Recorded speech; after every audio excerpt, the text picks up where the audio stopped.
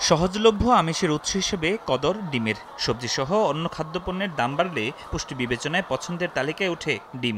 যখন মাছের দাম তরিতরকারির দাম বেশি হয়, সেই ডিমটা বেশি খাই। মাছ মাংসের তুলনা হিসাবে এইটার দামটা একটু কম, এই জন্য মানে আর কি এটা আমরা সবসময় খাই। একটা ডিম নিলে বহু ফ্যামিলি আছে, আপনি দুইজন খাইতে পারে। 1 কেজি সবজি নিলে 100 টাকা 150 টাকা, এই হিসাবে তো ডিমই ভালো।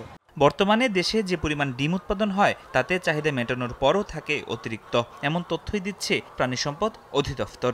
প্রায় 6,50,00,000 অধিক প্রতিদিন বাজারে ডিম আসছে। সপ্তাহে 2টা ডিম মিনিমাম একটা রিকোয়ারমেন্ট ধরে আমরা কিন্তু বছরে 104টি ডিমের একটা এস্টিমেট করেছিলাম। এখন কিন্তু আমরা একটা বিরাট ভালো একটা পর্যায়ে প্রায় 137-38টির উপরে কিন্তু ডিম আমরা জনগণকে সাপ্লাই দিতে পারছি। এই জায়গাটা আমরা চেষ্টা করছি কিভাবে আরও উৎপাদন বাড়ানো যায়। চাহিদা যোগান সমীকরণে উদ্বৃত্ত হিসাব থাকার পরও অনেক ভোক্তার কাছে পণ্যটির দাম বেশি বলে মনে হয়। ডিমের দাম যে বাড়তেছে বলার মতো না আর কি। ডিমের সংকট দেখা দিলে আমরা ডিমের দাম বাড়ে।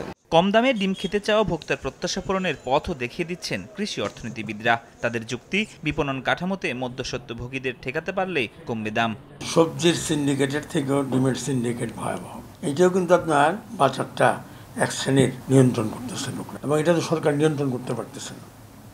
আপনার সরকার যদি নিয়ন্ত্রণ করে, আপনার ডিমের বাজারে আপনার ক্রাইসিস হওয়ার কথা না। এটা আপনার বাণিজ্যিকভাবে উৎপাদন হচ্ছে, কৃষক পর্যায়ে উৎপাদন হচ্ছে, কিন্তু এটার কোনো বাজার ব্যবস্থাপনা আমাদের নাই।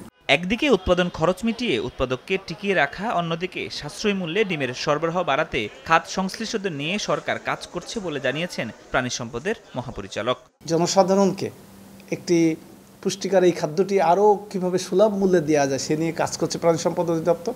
বর্তমানে সপ্তাহে জনপ্রতি 2টি করে ডিম ধরে যে চাহিদা নির্ধারণ করা হয়েছে, আগামীতে তা বাড়ানোর পরিকল্পনা রয়েছে বলেও জানিয়েছে প্রাণী সম্পদ অধিদপ্তর। ফরহাদুর রহমান, সময় সংবাদ, ঢাকা।